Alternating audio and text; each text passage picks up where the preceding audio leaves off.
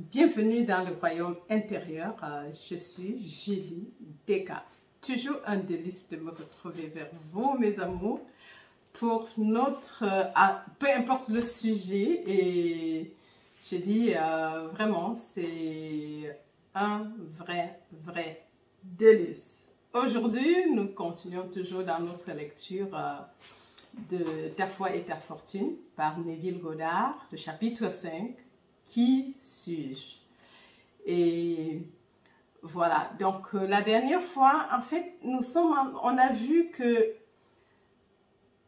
notre foi, en fait, la croyance, peu importe le désir que nous devons avoir, c'est notre croyance en ce désir qui déclenche la manifestation, en quelque sorte, notre conviction du désir.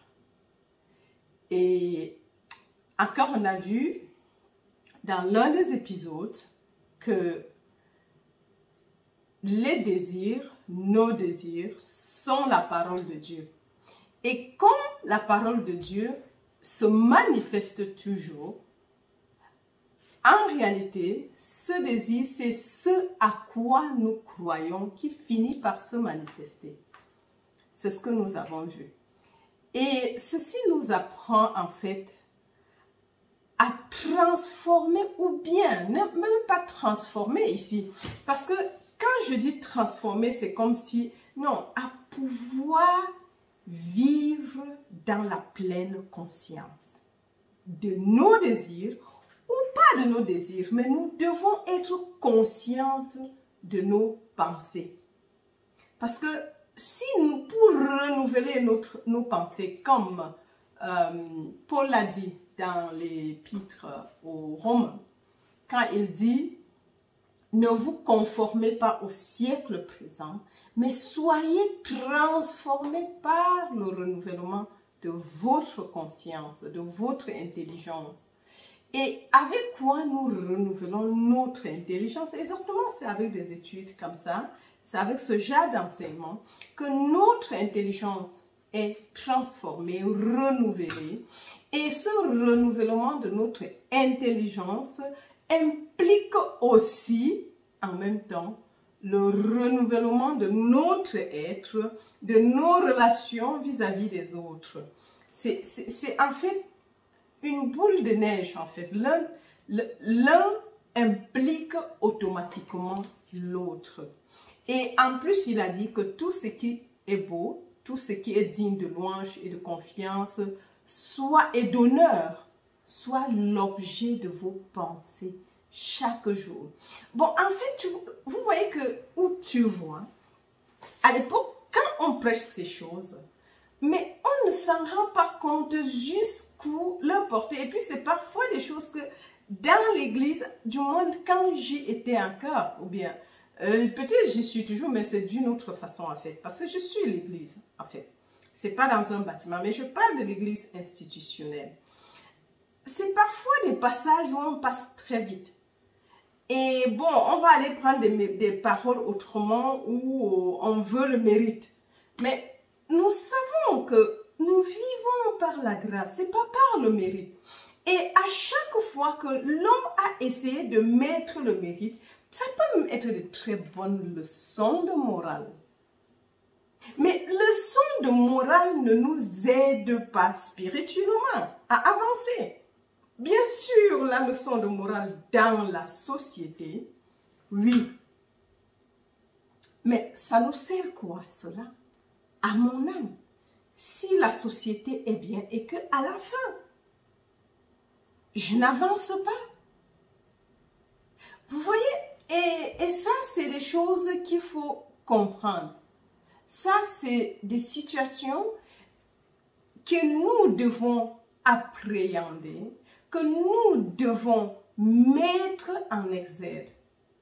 Et savoir que nous bâtissons l'église. Mais l'église, c'est encore nous. Ce n'est pas une maison dehors. Et ce n'est même pas non plus les autres. Parce que tu peux te transformer, mais tu ne transformeras jamais quelqu'un d'autre. La seule façon d'aider l'autre à se transformer, c'est de donner les paroles de vérité. C'est de montrer à celui-là les lois. Mais c'est à l'autre encore d'accepter et de les appliquer, d'y croire en fait. Parce que c'est la croyance qui implique la transformation. Mais pas la croyance en un Dieu qui est séparé de toi, qui vit ailleurs, qui de temps en temps, si tu pleures trop, ou si tu jeûnes beaucoup, ou si tu fais des bonnes actions, il va revenir vers toi. Non. Ici, nous croyons en un Dieu qui n'est pas séparé de nous. Il est notre être individuel et il est notre conscience individualisée. Ta conscience, la mienne, ton être et mon être, parce qu'il y a un seul être et il y a une seule conscience. Il y a une seule substance et il y a un seul Dieu. Il y a une seule vie qui est abondante, infinie, éternelle, immortelle. Il y a une seule substance. Et cette substance, Dieu est l'unique substance ou la conscience est l'unique substance et qui est la substance de tout ce que nous pouvons voir et imaginer. C'est tout autour de nous, c'est la conscience. Et un autre petit souci, c'est que nous avons considéré le monde, et je reviendrai toujours, mais parce que nous devons appréhender ces choses-là. Nous avons appréhendé le monde, ou bien on nous a enseigné que le monde qui nous entoure était matériel. Mais on a pensé que la matière, puisqu'on dit que c'est matériel, c'est cher et ça, que c'est pas esprit quoi. Mais s'il y a une seule substance, ça veut donc dire que Dieu est la substance de tout ce que nous pouvons goûter, toucher, sentir, humer. Mais, et même entendre les sons d'oiseaux. Je suis la fleur et je suis la vigne. Je suis la racine de la vigne et je suis tout, le fruit de la vigne. Je suis tout. Donc, c'est la même chose même. Quand tu humais une fleur, quand tu humes une fleur ou un parfum, c'est encore Dieu. Puisqu'il est tout ce que nous pouvons observer. C'est tellement important de comprendre ça parce qu'on voit Dieu comme une puissance quelque part qui nous aide à lutter, à combattre. Non. Dieu est amour. Dieu est lumière. Mais Dieu ne peut pas être lumière et que toi tu sois l'obscurité puisque ton Père et toi vous êtes un. Si Dieu est lumière, normalement, il est la lumière qui illumine au travers de moi. En fait, quand tu commences à comprendre, tu commences à laisser ces choses pénétrer ton être, vivre ta vie pour toi, mais en fait, tu vas d'extase en extase, d'extase en extase, parce que en fait, c'est une joie permanente qui est là. Tu rayonnes cela. Et c'est tellement beau parce que tu respectes tout ce que tu vois. J'ai une petite télécommande parce que j'ai une lampe derrière qui a besoin de la télécommande. Mais c'est encore Dieu. Puisqu'il est substance. C'est pas parce que c'est du plastique et que je sais que bon, ça a été fabriqué, c'est de l'électronique, que je pense que ce n'est pas Dieu. Ça a pour substance Dieu est la substance de tout ce qui est. Oh, on voit toujours Dieu comme, quand on dit ça, on voit plutôt les humains, les animaux, ou bien, je sais pas. Non, c'est tout ce que nous pouvons toucher, goûter, sentir, humer, entendre. Tout est Dieu. Tout. Dieu est tout, donc tout est Dieu. Maintenant, on va commencer à réfléchir. Je sais qu'on veut déjà dire que vous voulez dire, Julie Descartes, qu'est-ce que tu veux dire que, je ne sais pas, est-ce que celui qui est Dieu, bien sûr, il a pour substance Dieu. Et il est là pour une fois, pour quelque chose. J'avais besoin de quelque chose pour écrire et il se transforme. Là, le but, pour écrire, il n'y a que Dieu dans son univers. Et il y a quelque chose, seulement, avant de continuer. Si toi, tu me regardes pour la première fois et que tu n'es pas encore abonné, alors fais-le dès maintenant. Et surtout, n'oublie pas d'activer la cloche de notification afin d'être avisé automatiquement lors des prochaines publications. J'étais donc en train de dire ceci. On a eu cette impression que Dieu n'était que des choses que nous pouvons, comment dire, en fait déjà c'est un grand, il est séparé, c'est pour ça que un monde sans Dieu, c'est un chaos. Un monde sans Dieu, séparé du monde, c'est pour ça. Parce que tel que tu crois, même si ce n'est pas vrai, et puisque tes paroles créent, c'est pour ça que nous vivons cette vie telle qu'elle est. C'est assez important parce que parfois, on a l'impression que c'est nous, que les choses se passent différemment. Non, tel que nous croyons, tel c'est pour nous en réalité. Et nous devons le comprendre parce que sans cette perception consciente, j'ai mal, voilà, viser la caméra, même si après, voilà, c'est bon. Parce que en fait, la mauvaise perception de ce que Dieu pouvait être nous conduit à la vie où nous sommes le chaos. Parce que même le manque, on a vu là dans les épisodes passés que Dieu n'a jamais créé, il ne s'est jamais manifesté en tant que nous pour souffrir. C'est tellement important.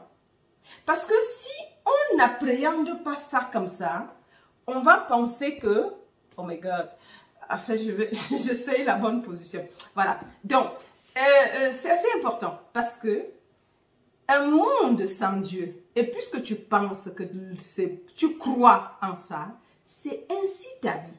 Mais ce n'est pas parce que lui, ça fait de lui moins que Dieu. Je voulais donc prendre un exemple qui est assez important parce que nous devons savoir que cet exemple, ce n'est pas, même si dans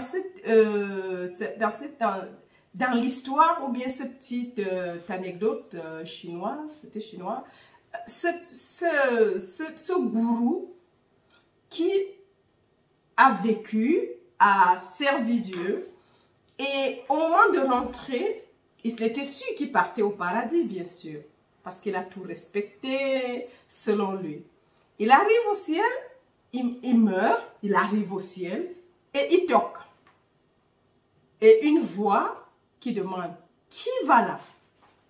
Il dit, c'est moi. Et la voix lui répond, c'est plein. Il n'y a pas de place. Tout est plein. Allez et revenez une autre fois. Lui, il va, il commence à réfléchir. Et il revient, il reprend la même chose. On lui dit la même réponse. Il s'en va. Et la troisième fois quand il vient, il toque. Qui va là? Et dit, thou art. C'est toi. Il a ouvert la porte. Dieu, il a dit, entrez, mon fils. Entre, mon fils. Parce que il n'y a jamais eu de place pour toi. Et pour moi, il y a une seule place. Et je suis lui. Vous voyez, en fait, et l'autre jour, j'étais en train de méditer sur contempler cette histoire, c'est revenu. Et là, je me rends compte, en fait, c'est pas quelque chose que, c'est quand on va mourir qu'on va le faire. Nous devons l'appliquer à partir d'ici. Parce que dans l'histoire, c'est comme il est mort et allé au ciel et toqué à la porte. Mais nous vivons ici. Et nous devons comprendre que c'est indispensable de vivre en sachant qu'il n'y a que Dieu. Parce que toutes ces manifestations que nous voulons faire et tout, si Dieu ne manifeste pas, qui va le faire? Il dit, écoute, ô Israël, Le Seigneur, votre Dieu, ou ton Dieu, est un. Il est unique. Il est le Dieu sur la terre, mais il est le Dieu dans les cieux. Il est le ciel. Il est la terre. Il est toutes choses. C'est David, dans ces moments d'inspiration et de contemplation, il a compris.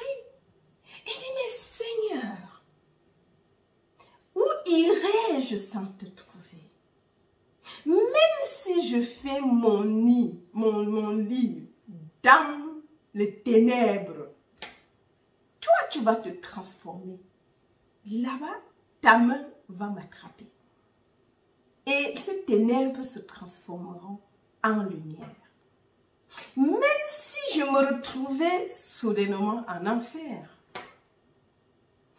l'enfer devient le paradis pour moi.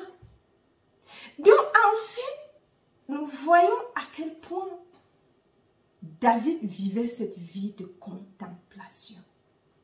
Il contemplait le Seigneur. Il comprenait qu'il était uni à lui. Il comprenait, le roi David, il comprenait qu'il n'était pas séparé de lui. C'est pour ça, il avait compris, en fait, et il vivait dans cet état. On dit, David, on l'envoie contre 1000. Mais David va tuer tout. C'est pour ça que Saül, à un moment, était jaloux. Mais ce n'était pas la force de David, bien qu'on l'avait. Oh, mais nous sommes tous des oins de Dieu. Parce que parfois, il y a un jargon ecclésiastique, je ne sais pas, dans l'église institutionnelle. C'est un oin de Dieu parce qu'il est allé faire l'école biblique et il est quelque part, on lui a donné le nom de pasteur ou un pasteur. Non, nous sommes tous des oins de Dieu. Parce que si toi, tu ne te considères pas comme oint de Dieu, mais tu ne le seras jamais. Ce n'est pas un homme qui oint, c'est Dieu lui-même. L'onction n'est pas ce qu'on te verse dessus. L'onction, c'est ta relation personnelle avec Dieu. Le baptême du Saint-Esprit, personne ne peut te le donner, sauf Dieu lui-même. Vous voyez que c'est des faux amis, mais qui nous trompent beaucoup. Et ça freine notre relation, notre vie de tous les jours. Certains pensent que c'est après les doctorats qu'il faut pouvoir prendre la parole de Dieu. Dieu n'est pas dans un livre.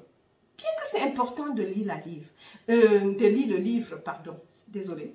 Mais le plus important, c'est cette communion avec le Saint-Esprit. C'est cette relation, c'est cette compréhension que toi et Dieu, vous êtes un. C'est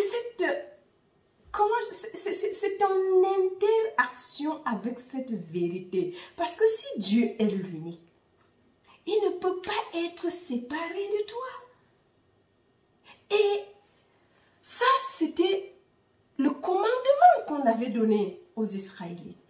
Moïse a eu reçu cela. Il a transmis à Josué. Il enseigne ça aux Israélites.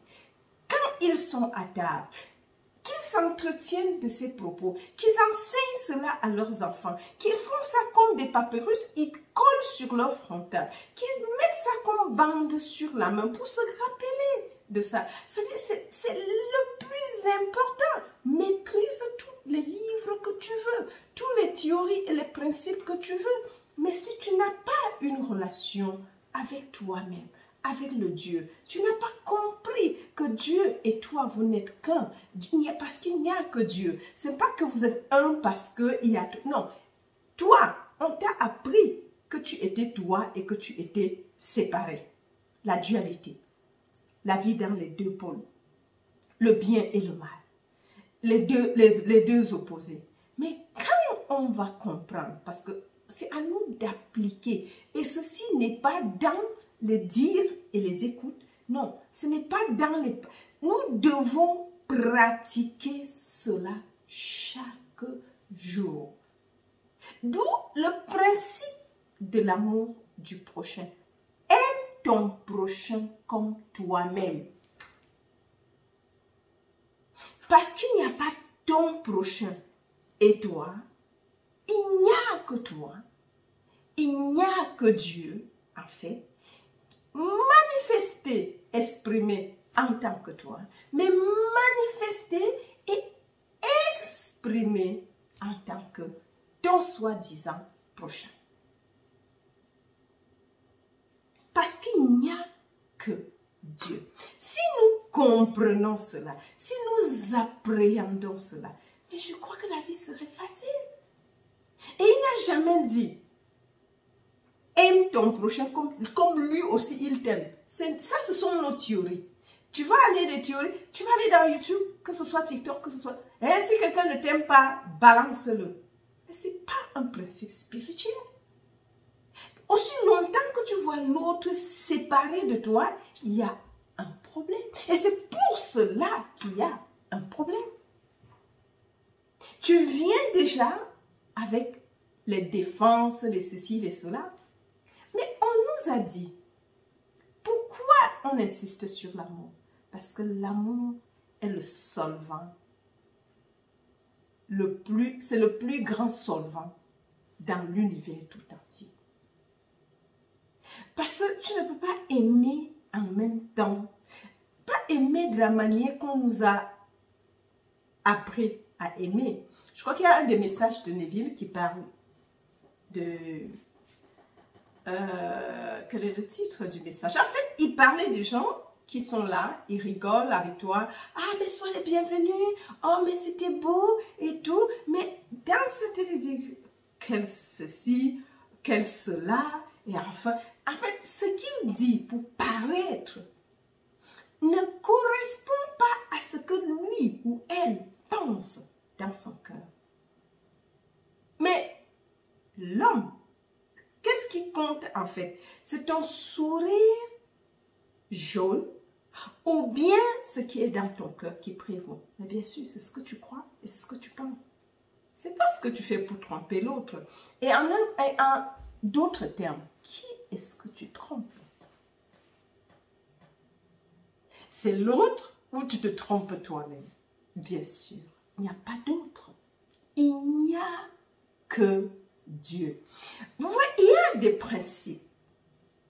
Parce que aujourd'hui, je partais au travail, je rentrais du travail, et même déjà le matin quand je partais, et plusieurs fois c'est venu.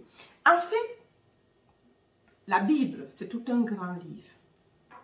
Mais cette Bible, telle qu'elle a été constituée ou constituée, c'était Constantin, ils ont décidé, quand on voit l'histoire de la Bible, qu'est-ce qui devait entrer dans la Bible. Mais la Bible, en même temps, est la Torah et les enseignements du Nouveau Testament. Or, le Nouveau Testament, quand il vient, c'est pour innover l'Ancien Testament. C'est pour... Parce que l'ancien, c'est beaucoup... Comme c'est la Torah, ça veut dire elle est juive. C'est le même livre. Bon, à part que les milliers de lois, mais il y a déjà les lois dedans. Et ça doit être appliqué à la lettre. Or, Jésus, quand il vient, et Dieu devait être dans le temple. C'est à Jérusalem qu'on devait aller, où les gens, les Samaritains, quand les Israélites se sont scindés en deux, il y avait juste une petite poignée qui partait en Juda, où il y avait le temple. Mais l'autre à Jérusalem, pardon, où il y avait le temple. Mais d'autres partaient dans le mont Sinaï, les Samaritains. Et c'est pour cela qu'à un moment donné, les deux ne s'entendaient pas, les deux peuples. Et c'est pour ça que la femme samaritaine va dire à Jésus que, mais vous et nous, il n'y a rien qui est de commun. On a le père Abraham ensemble, mais toi et moi, nous n'avons rien en commun. Or, le moment là, le temple était soit à Jérusalem, soit en Samarie, pour les autres parties. Mais c'était la même religion. Mais quand Jésus vient, c'est pour leur dire, parce que le message de Jésus commence, repentez repentez-vous, car le royaume de Dieu est proche. Le royaume de Dieu est en toi. Donc, nous voyons que c'est une révolution. Donc, ce qui fait que tu ne peux pas venir, ce qui nous tue dans l'église institutionnelle, c'est qu'on est en même temps dans le nouveau, mais on a le pied dans l'ancien. Pas l'ancien parce que c'est le livre. Ça n'a rien, c'est juste des croyances. Lui, il va dans le sermon à la montagne, il dit que vous avez entendu que œil pour œil, dent pour dent. Mais je vous dis, pas Jésus de Nazareth, mais je vous dis, si on te tape à la joue droite, tends la joue gauche. En fait, le fond, ce qu'on pense à terre, mais quand on vit dans l'amour, et l'amour inconditionnel, l'autre, en comprenant que l'autre est le moi, est le même Père exprimé, que nous exprimons la même personne, veut dire que toi et moi, nous sommes un. Par la transitivité mathématique, si A est égal à B et A est égal à C, ça veut dire que C est égal à B. C'est aussi simple que ça. Ça, c'est les lois mathématiques qui sont immuables. Alors, cette transitivité va nous faire de l'autre ton prochain et en la compréhension de cette chose, de l'autre comme étant le divin, la divinité de l'autre, et que l'autre est toi, empêche automatiquement déjà l'agir. Parce que le problème est résolu.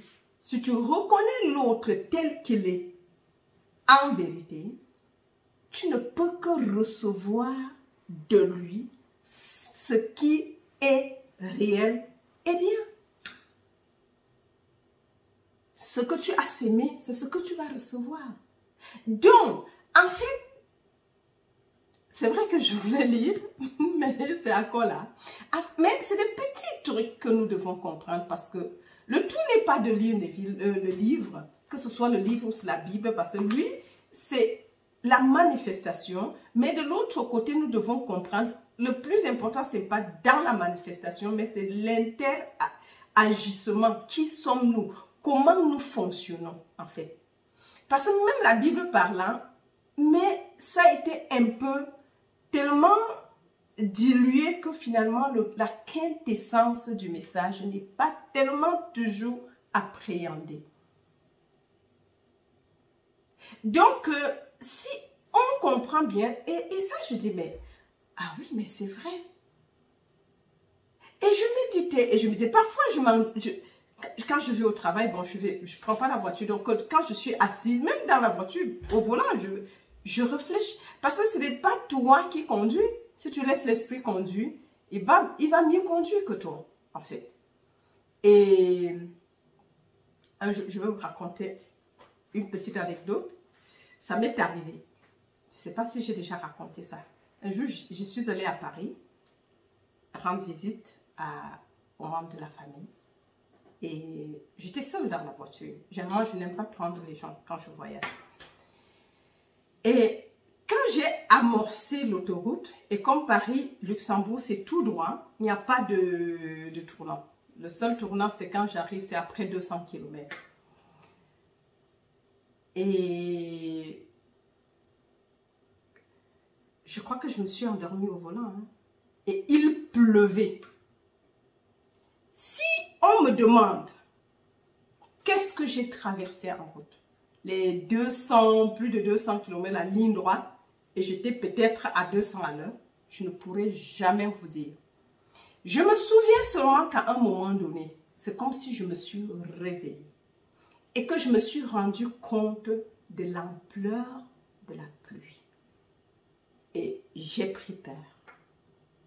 Et c'était presque, j'avais plus que 60 km devant moi. Mais les 60 km là, d'une manière consciente, je crois que je les ai fait peut-être à plus d'une heure. Parce qu'il pleuvait à plus d'une heure. Pourtant, de Paris jusqu'à ce que j'arrive à Metz, c'était nickel. Je n'étais même pas consciente. Donc, pour vous dire qu'en fait, quand c'est l'esprit, le subconscient qui conduit, il conduit mieux que nous. Il ne peut même pas faire d'accident. Parce qu'il est l'unique partout. Il est la route, il est la pluie, il est les autres voitures, puisqu'il y a un seul mental, qui est ton mental, qui est mon mental. Il y a une seule âme. Donc, quand il prend le volant, il conduit mieux que nous. Peut-être que quelqu'un va confirmer ce que je suis en train de dire avec la conduite. Et je filais la voiture et il pleuvait, mais je n'étais pas consciente. Et aussi longtemps que tu entres, bon, on appelle ça phénomène d'hypnose ou auto-hypnose sur le volant. Et là, tu ne fais aucune, il n'y a pas d'erreur. Parce que ce n'est pas tes mains sont certes sur le volant, comme si tu contrôlais tout. Mais tu n'es même pas conscient de cette conduite. Peut-être quelqu'un va confirmer ça. Je ne sais pas comment c'est avec les autres, mais moi, j'ai eu ça plusieurs fois. Et à chaque fois que je veux conduire avec mon cerveau en calculant les choses, c'est pas toujours la meilleure des conduites. Ouais. Juste pour dire que, en fait, l'esprit, le jeu, vit notre vie à notre place. Et quand on comprend et applique les choses, c'est ce que nous vivons, en fait. C'est ce qui est, comment je veux dire, il arrange les choses mieux que nous, pourvu que nous restions dans l'unicité, le principe de l'unicité. C'est un peu ça qu'on est en train d'expliquer ici. Il n'y a pas lui séparé de toi. Et comme lui, il est l'unique substance, il n'y a rien en fait qui est séparé de toi. Même la manifestation, même les désirs. Parce que sinon, elles ne vont pas se manifester. Si tu penses que ton désir est loin de toi, mais c'est juste cette pensée et cette croyance qui l'éloigne encore à des années de lumière de toi. Mais si tu es conscient que Dieu est l'unique réalité, il est ton bien apparent, bien sûr, il se transforme en ton désir et se manifeste à toi. Il se transforme en une voiture, en une maison, en tout ce dont tu as besoin et tu crois. C'est pour ça que le comment la chose désirée va arriver ne devrait pas être notre préoccupation primaire. C'est ce que Neville enseigne et c'est ce qui est en réalité. Que la Bible enseigne, c'est ce que Jésus enseigne. Parce que ce que Neville enseigne, c'est pas nouveau. On a l'impression que c'est nouveau. Mais qu'est-ce que Jésus dit? Jésus dit, lui il enseigne la Bible. Jésus a dit que vous regardez le champ et vous dites que le blé c'est dans 4 mois. Il dit non, c'est déjà mûr. Avec les yeux et la compréhension limitée humaine, on voit dans 4 mois. Mais il dit c'est déjà mûr. C'est pour ça que ton désir doit être accompli avant qu'il ne se manifeste. Parce que tu l'es déjà, tu es le désir. Tout est omniprésent. Parce que puisque Dieu est en substance de toute forme et comme ou protéiforme, rien n'est dissocié. Il est l'unique substance. Ça veut dire que peu importe ce que tu vas désirer, c'est en fin de compte la même substance qui se transforme en ce que tu veux.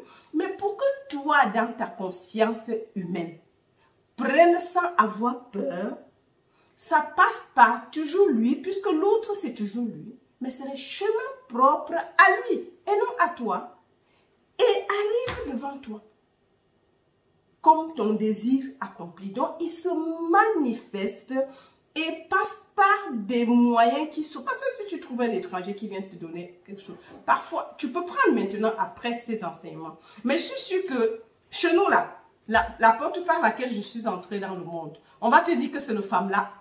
Ils ne vont pas prendre. Oui, et ils auront peur. Ils ne vont pas toucher. Et ça, je me dis, c'est ce que nous devons comprendre. C'est pour ça qu'ils utilisent toujours des choses ou des personnes, bon, des soi-disant autres que toi, pour manifester ton désir. Mais il est tout. Il est l'unique mental. Parce que c'est ce que nous devons savoir. À un moment donné de la méditation, tu peux comprendre les paroles de l'autre. Le téléphone est juste là pour nous tromper. Mais normalement, on peut communiquer sans téléphone. Et c'est ce qui se passe en réalité. Et maintenant, dans le langage moderne, on va dire c'est la télépathie. Je viens de penser à toi et puis tu m'as appelé. Mais bien sûr, quand tu as pensé, il a reçu la communication ou elle a reçu la communication parce que vous êtes liés. C'est pas comme... Et c'est pour ça aussi que c'est pas un truc qui est facile, mais dans le soi-disant combat spirituel, où on utilise l'Ancien Testament pour combattre, c'est bien beau, mais c'est l'Ancien Testament. Mais si on veut se dire chrétien, c'est le sermon de la montagne ou sur la montagne qui prévaut pour nous. Aime ton prochain comme toi-même. Si tes ennemis, il dit, vous avez entendu que œil pour œil, dent pour dent, mais je vous dis, prie pour tes ennemis, donne-leur à manger. Ceci faisant, tu allumes des charbons de bois sur leur tête, quelque chose comme ça. C'est sur le sermon de la montagne. Ça veut donc dire que ton ennemi, donne-lui à manger. C'est pas le racler et couper et le tuer. Non. Mais seulement ayant vu, parce que ton ennemi, ce n'est pas ton prochain. C'est pour ça qu'il a dit, aime ton prochain comme toi-même. Ça veut dire que cet ennemi est encore ton prochain. Ça veut dire que toi, tu ne dois pas fier à ce qu'il fait. La loi de cause à effet. Ce qu'il sème, il va récolter. Mais qu'est-ce que toi, tu sèmes? Ce que lui, il a sémé, mais tu n'es pas différent de lui. Il a parlé de l'amour. Mais si tu donnes à celui de qui tu reçois, tu n'as rien fait d'extraordinaire parce que même le païen le fait. Et comme ça, il était en train, parce que n'oublions pas que le public de Jésus de Nazareth était des Israélites, des Juifs. Ce n'étaient pas des païens comme aujourd'hui ou bien des non-croyants. Les païens sont entrés après lui. C'est Paul qui a évangélisé les soi-disant païens, les gentils. C'est Pierre qui a... C'est pour ça qu'il disait à Pierre, quand il a eu la vision où il devait manger les quadrupèdes et tout un mélange de choses que la religion juive déclarait et traitait d'impur. Il dit, mange, tue et mange. Il dit, mais c'est impur. Il dit, mais ce que Dieu déclare depuis, qui t'a demandé de déclarer ça? D'impur. 3 fois de suite, ça s'est passé. Et puis voilà maintenant l'eunuque, comment on l'appelait encore? Le monsieur qui a envoyé son serviteur chercher Paul parce que quand lui priait, il était dans sa maison, il y a une image, le Seigneur, l'ange de l'Éternel lui a apparu et lui a demandé d'aller envoyer chercher Pierre qui est dans telle maison. Et Pierre ne pouvait pas discuter parce que le monsieur ne pouvait jamais savoir qu'il était dans la maison. Quand le truc s'est apparu 3 fois, il a dit descends, on te cherche en bas. Or, s'il n'avait pas eu cette vision pendant qu'il méditait, il n'aurait jamais accepté. Déjà, parler à celui-là, c'était un gentil, il n'avait pas le droit d'être saint et toucher le nom saint. Et il ne serait pas non plus allé voir où il habitait et traiter son maître. il est allé là-bas prêcher. Ça, c'est les seuls païens que Pierre a prêché, que nous pouvons connaître selon la Bible. Juste pour dire que si nous voyons en notre prochain un ennemi et que nous y croyons, c'est ce qui sera. Et ce ne sera pas l'autre qui serait la cause, mais c'est nous. Vous voyez qu'en fait, ton propre ennemi, c'est qui? C'est toi. Ce sont tes pensées, ta croyance. Change tes pensées, change ta vie parce que tu crées. Et comme c'est l'unique substance qui se manifeste, c'est pas. Et puis les gens vont dire, j'ai eu une question qu'on m'a posée que, mais en fait, où est Dieu pour que ces choses se passent? Je pense que si tu es en train de m'écouter maintenant, tu ne vas plus demander que pourquoi des choses se sont passées. Le Dieu là était où? C'est parce qu'on nous a enseigné un Dieu séparé de nous. On t'a enseigné un Dieu qui est séparé de toi et qui fait que du bien. Mais tu n'as jamais compris que c'est toi, ce Dieu, et ton être et ta conscience individuelle. C'est un des principes de guérison.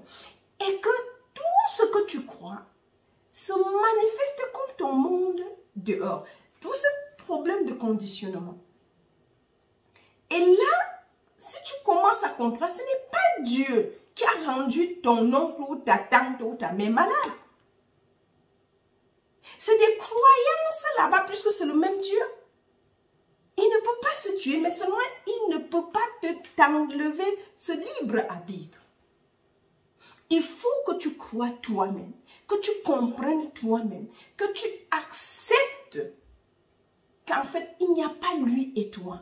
Vous êtes séparés. Déjà, ça, c'est le retour à l'ordre.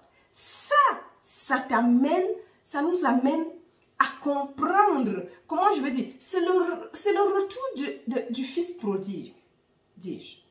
En fait, parce que tant que tu es, il y a la mentalité du fils prodige. Si tu es le fils prodigue, ça veut dire que tu n'es pas encore retourné. C'est quand tu retournes dans la, parce qu'il y a encore le tien et le mien.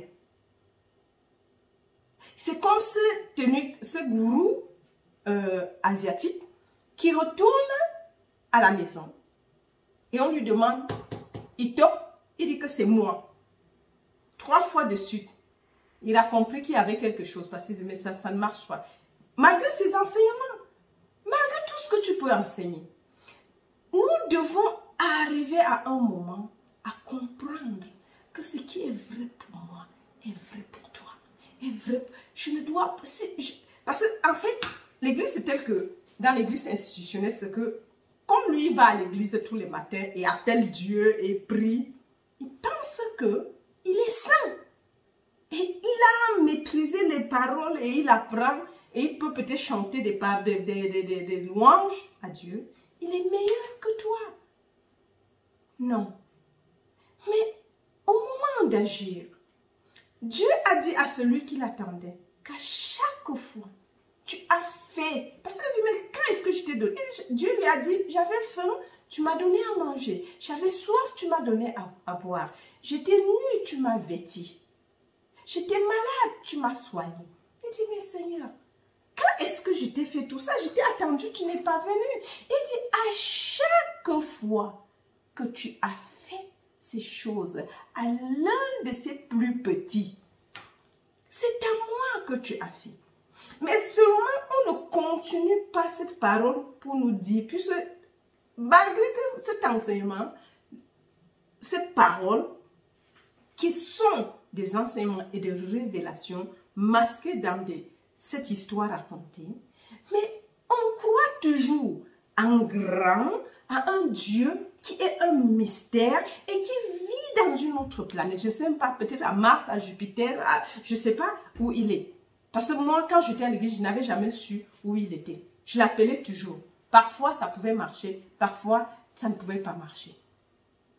Et jusqu'au jour où j'ai appris que j'étais le Christ et que mon père et moi, nous étions un, je dis, hey, Si c'est ça qui a sauvé Jésus et qu'on l'a crucifié pour ça, ça veut dire qu'il y a la vérité dedans. C'est comme ça que j'ai été illuminée. Et c'était la forme de l'Église, de ses croyances. Puisque je comprenais que je suis le Christ. J'ai commencé à dire je suis le Christ. Je suis la source d'eau vive. Je suis la lumière du monde. Je suis la paix. Je suis... Oh my God, je suis la résurrection et la vie. Je suis. Et puis, c'est des choses que je disais. Mais pendant que je le disais, j'étais émerveillée. Donc, juste pour te dire, aujourd'hui, mon frère, ma soeur, qui me regarde, peu importe la couleur de ta peau, je suis toi, tu et moi, nous sommes un. Il n'y a pas de division. Parce que ceci va nous permettre de comprendre que et tu n'es pas non plus séparé de tous tes besoins apparents. Il n'y a pas de besoin en réalité, en fin de compte, parce que tu es toute chose. Et c'est cette compréhension et application, parce que c'est encore difficile de comprendre, parce que même moi qui le dis, ce n'est pas évident, parce qu'on est dans un monde où on va penser, comprendre, méditer, mais quand tu sors, tu es confronté à la ségrégation raciale, à tel problème qui est là, à tel autre qui est là, à tel autre qui est là. Mais ce qu'ils font, c'est pour eux le plus important pour toi et pour moi ce soir, c'est de savoir qu'il n'y a que Dieu qui constitue ton être individuel et qui constitue mon être individuel.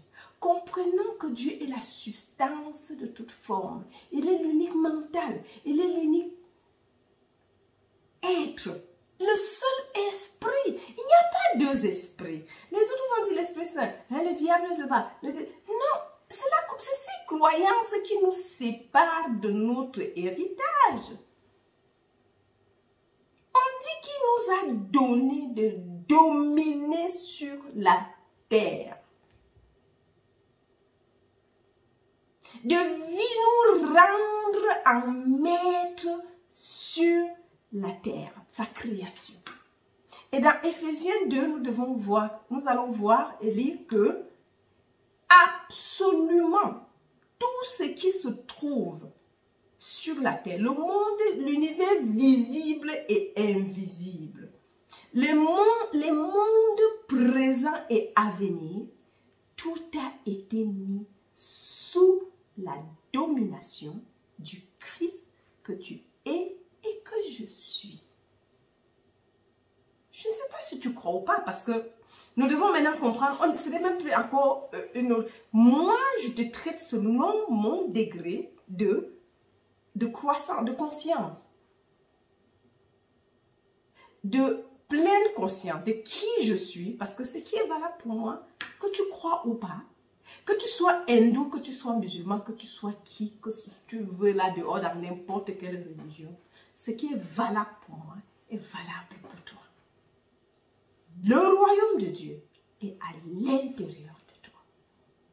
Et ce que tu désires et penses manifester, ce n'est pas loin, sinon ça ne se produirait pas. Mais tu l'es parce que tu es invisible. Julie Descamps n'est pas ce costume que vous voyez. Julie Descamps, et même ce costume qu'on voit, c'est parce que nous sommes ici, nous portons ce costume pour être visible. Le visible prend ce costume pour se rendre visible en tant que Julie Descamps, en tant que ce bic, en tant que cette télécommande, en tant que ces papiers, parce que j'en ai besoin pour la lecture et pour, en tant que cette lampe, les lampes qui m'éclairent, en tant que cette bougie ou ces plantes. C'est la même substance, c'est le même esprit. Ce qui fait que tu n'es pas, ce n'est pas parce que il y a cette forme que tu es dissocié de ça. Que tu es, parce que, en quelque sorte, la dernière fois, je crois que dans l'un des épisodes, on parlait de l'eau qui change d'état selon le climat, la température. Mais vous ne voulez pas me dire que l'eau solide est dissociée de l'eau vapeur. Puisque c'est la même chose, seulement que ce n'est plus visible. En tant que vapeur, ce n'est plus visible. En tant que liquide, tu ne peux même pas ramasser, il faut un récipient. Pourtant, quand ça devient un bloc de glace, tu peux emporter un. L'autre liquide ne peut pas te tuer si on te lance, tu seras mouillé. Mais en tant que solide, tu peux tuer quelqu'un parce que c'est lourd. Ça peut te blesser, alors que l'eau liquide ne te blesse pas. Vous voyez que c'est des choses qui arrivent, mais c'est la même substance. C'est le même objet, ça a le même nom, les mêmes propriétés. Mais seulement à des températures, ça change, mais c'est la même chose. C'est la même chose pour nous.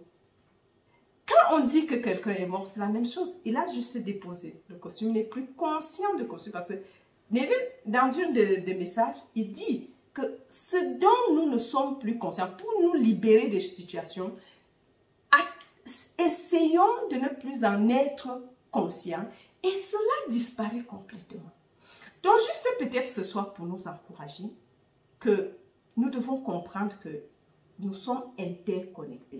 C'est pour ça que certaines choses fonctionnent. C'est pour ça même que quand tu penses à quelqu'un, la personne comprend et le ressent. Et ce que tu penses, surtout en mal, je serais très, peut-être te décevoir que ça te tue toi-même. Ça ne va jamais sur l'autre. Peu importe l'affectation semblante d'affecter, puisque ça n'est pas quelque chose qui va de l'extérieur. Ça va comme ça, de l'intérieur. Donc, ça t'affecte d'abord avant de sortir. C'est pour ça que quelqu'un va prier, prier, prier, chanter, louer Dieu. Et il va dire, mais je ne t'ai jamais connu parce que si tes pensées ne sont pas transformées, bien sûr tu vis les mêmes événements, bien sûr tu as les mêmes problèmes, les mêmes difficultés comme tout le monde, malgré tes prières. Parce qu'il est déjà dissocié de toi. Mais c'est ce que tu penses, c'est ça qui se manifeste comme ton monde. Donc pour dire, mes amours, je dois travailler demain. Je suis sûre qu'il est déjà plus de minuit, 1h. Donc, je vous aime très fort. Ceci, c'est des petits rappels, mais qui nous aident. Parfois, je partage mon expérience sur le chemin, mais je sais que beaucoup ont besoin de ces petits échanges de cœur à cœur. Qu'on puisse comprendre, c'est pas une obligation, mais c'est ce qui nous permet de vivre une vie en aisance. Un jour, j'ai rencontré quelqu'un qui avait plein d'argent, mais tellement triste. Il ne pouvait même pas jouir de ce bien. Donc, même si, je crois que quelqu'un m'a demandé, mais qu'est-ce que tu veux? Je dois confesser ici que j'ai perdu ma maman il y a 2 ans et elle était avec moi ici. Je m'occupais d'elle. Et je crois que je me suis trop abandonnée dans cette histoire que ça m'a coûté mon... Oui, parce que c'est ce que tu penses et crois qui transforme ta vie à l'instant. Peu importe ce que tu vas dire dehors. C'était des moments très, très difficiles. Mais aujourd'hui, par la grâce, ce que je veux manifester, c'est cette vie en abondance. C'est que cette vie, ce royaume, je dois le vivre à chaque moment. Parce que à ce niveau de, comment dire, de développement de la conscience, tes désirs sont les autres. Mais on dit, cherche premièrement. Si j'ai un désir, c'est celui-là. C'est que cherche premièrement le royaume de Dieu et ce qui est juste aux yeux de Dieu. Parce que les désirs manifestés et manifester ceci, c'est des païens qui le cherchent, a dit le maître, le grand des maîtres. Mais toi qui crois, cherche d'abord la source. Deviens la source et les autres choses vont venir. Donc c'est ça. Mon amour, ou c'est mes amours, la personne qui avait demandé, c'est la réponse. C'est ça, la vie. Ça doit vivre. Ça doit... Waouh! Je dois me détacher complètement de qui? De la chair, de la matière. Et d'être qui je suis. De reconnaître que c'est le royaume, que ces choses jaillissent comme une fontaine. L'amour doit jaillir partout. Que cette gloire doit briller Parce qu'on dit dans la Bible, je suis couronné de gloire et de magnificence. Mais que ce soit visible même par les aveugles. Et si l'aveugle peut voir, ça veut dire qu'il n'est pas aveugle, mon amour.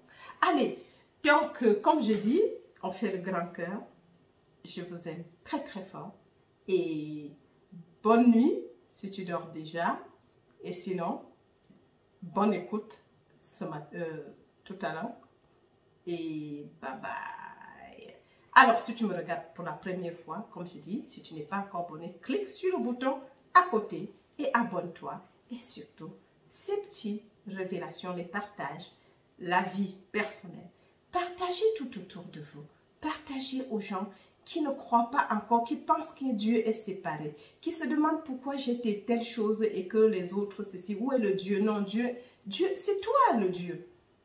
Mais comme tu ne sais pas que c'est toi de Dieu, tu attends le Dieu de dehors et tu criminalises le Dieu qui n'est pas venu t'aider. Non, c'est toi. Dieu et toi sont un, pas deux. Il n'y a pas Dieu et toi, mais il y a Dieu en tant que toi manifesté. Cogite là-dessus. Et sur cette parole, la parole